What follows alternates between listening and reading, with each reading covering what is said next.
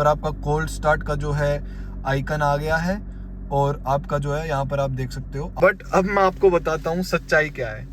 आपको अब पहले अगर आप 2000 खड़ी है रात से, आपने मतलब मान लो जितने भी ज्यादा टाइम से थोड़ी खड़ी है, तो आपका जो इंजन ऑयल है वो थिक हो जाता है। आप कोल्ड स्टार्ट करता हूँ मैं, इसीलिए इतनी चल गई वो चल गई।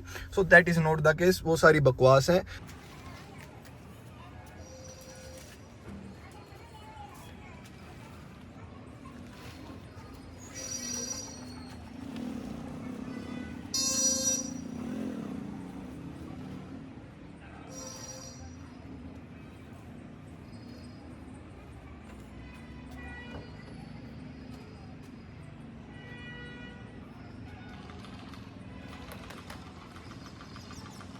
हेलो दोस्तों, स्वागत है आपका मेरे चैनल प्रतीक अत्री पर। आज एक जो सब लोगों को, लगभग मैक्सिमम लोगों को आज की तारीख में जो मतलब एक कंफ्यूजन बनी हुई है ना, आज उसको दूर करूंगा मैं आपकी।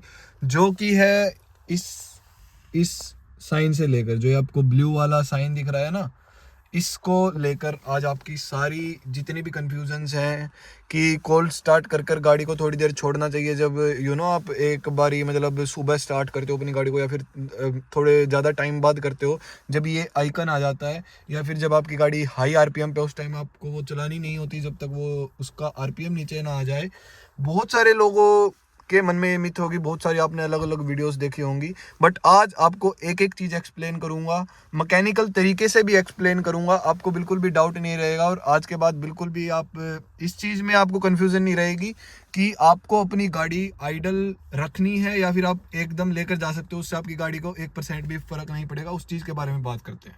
देखो, सबसे पहले तो अब देखो, मैंने इसको बिल्कुल भी देखो अनकवर किया, अब आपके सामने ही अनकवर किया है।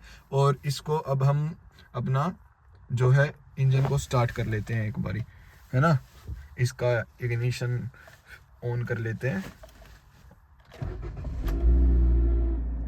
देखो, यहाँ पर आपका कोल्ड स्टार्ट का जो है आइकन आ गया है और आपका जो है यहाँ पर आप देख सकते हो आरपीएम भी आपका लगभग 1500 के आसपास आरपीएम है आपका। So this is a thing. अब लोग बोलते हैं कि आपको अपनी गाड़ी को अगर ढंग से रखना है, उसकी लाइफ बेटर रखनी है, तो आपको इसको स्टार्ट कर कर जो है रखना पड़ेगा जब तक इसका आइकन ये नीचे ना आ जाए, जब तक ये जो नॉर्मल इसका रहता है 700-800 आरपीएम के आसपास रहता है, तो वहाँ पर जब तक ना आ जाए, जब तक आपको इसको नहीं वो करना है। So that is a thing. ये चीज़ आपने भी लोगों से सुनी होगी, किसी ना किसी ने आपको एडवाइस दी होगी। बट अब मैं आपको बताता हूँ सच्चाई क्या है।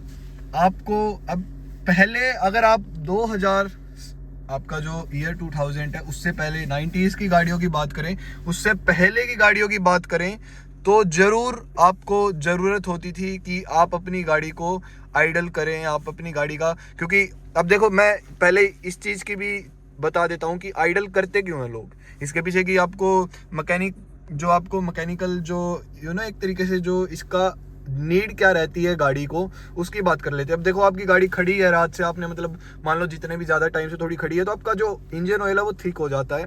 आपके जो पिस्टन्स होते हैं, आपके जो पार्ट्स होते हैं जो मूव करते हैं गाड़ी के, जब आपकी गाड़ी स्टार्ट रहती है, एक तरीके से वर्क नहीं कर रहे हैं, तो एक तरीके से लुब्रिकेशन नहीं है कहीं पर भी। और जो आपका कैटालिटिक कन्वर्टर है वो भी आपका कोल्ड है, तो वो जब हॉट होता है वो तभी थोड़ा सा एफिशिएंटली काम करता है।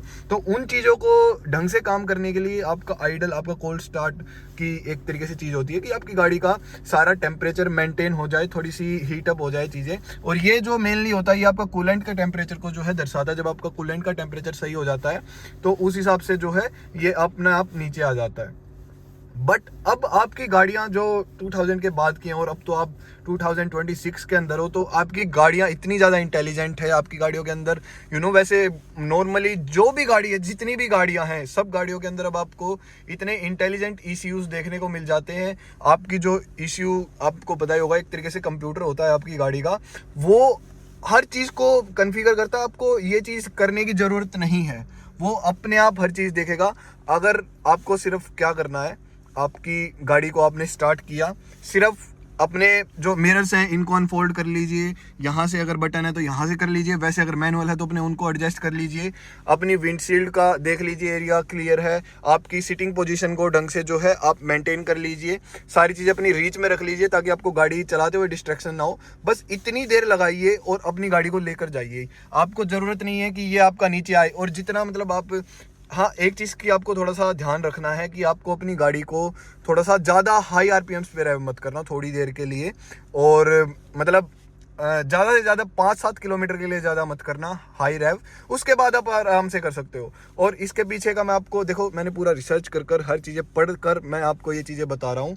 आपको कोई भी ज़रूरत नहीं है अपनी गाड़ी को ऐसे आइडल रखने की, बिकॉज अभी गाड़ी हर चीज़ अपने आप कर लेती है, कन्फिगर अपने आप कर लेती है। और एक चीज़ और बता दूँ, अगर आप अब आइडल रखते हो 30 सेकेंड से ज़्यादा तो वो कोई भी आपको ज़्यादा फ़ायदा नहीं देगा। और 30 से 60 सेकंड भी जब है, जब बहुत ज़्यादा माइनस में टेम्परेचर हो, वैसी कुछ कंडीशन हो। अगर आपका नॉर्मल टेम्परेचर है, अगर आपका प्लस के अंदर टेम्परेचर है, तब तो आपको 10 to 30 सेकेंड्स ही मैक्सिमम आप अपनी गाड़ी को आइडल कीजिए, वरना इतनी कोई ज़रूरत नहीं है आपकी गाड़ी को जो आइडल की उसकी। आपकी गाड़ी जब चलेगी वो उस टाइम पर थोड़ा ज़्यादा जल्दी जो है वार्म अप हो जाएगी। देखो अब देखो यहाँ पर अपने आप आरपीएम नीचे आ गया, बट ये नहीं भी नीचे आए फिर भी आप अपनी गाड़ी को आराम से चला सकते हो, कोई प्रॉब्लम वाली बात नहीं है।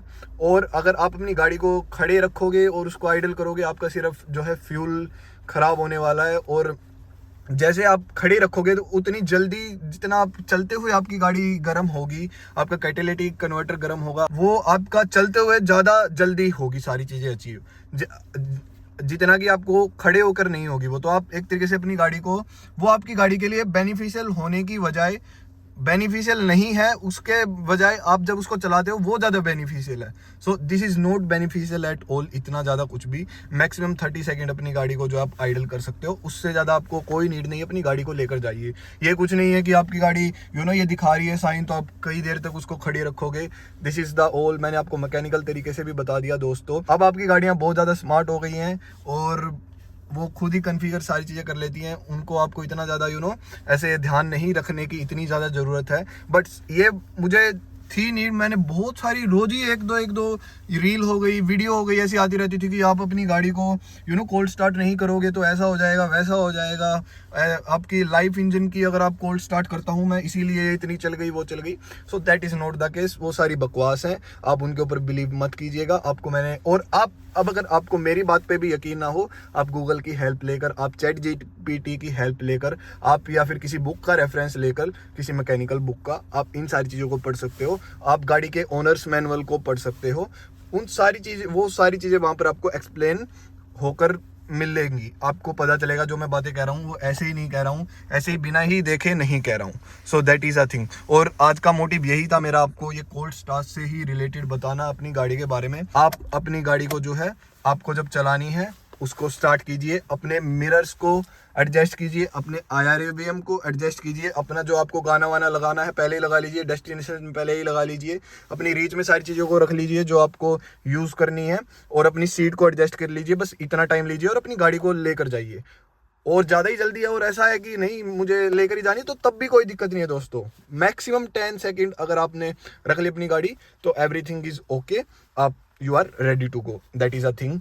सो इस चीज़ में कोई भी आपको डरने की ज़रूरत नहीं है। बाकी दोस्तों अगर आपको ये वीडियो अच्छी लगी हो, देखो थोड़ी लंबी हो गई लेकिन समझाने में मैंने ओवरऑल सारी चीज़ों का रेफरेंस लेके आपको ये चीज़ समझाई है, तो मेरे ख्याल से आपको समझ भी आ गया होगा कि मैंने इतना टाइम लेकर आपको क्यों समझाया। बिकॉज एक डाउट जब बन जाता है और जब लोग गलत इन्फॉर्मेशन आपको देते हैं तो आपका वो डाउट एक तरीके से क्लियर नहीं हो पाता है और आपको चिंता रहती है फिर अपनी गाड़ी को लेकर कि मुझे ये चीज़ करनी है या नहीं करनी है। बाकी दोस्तों अगर ये वीडियो आपको अच्छी लगी हो तो आप इस वीडियो को लाइक कर सकते हो, और अगर आप चैनल के ऊपर नहीं हो तो आप इस चैनल को भी सब्सक्राइब कर सकते हो दोस्तों। बाकी ये वीडियो देखने के लिए आप सभी का धन्यवाद। Thank you so much.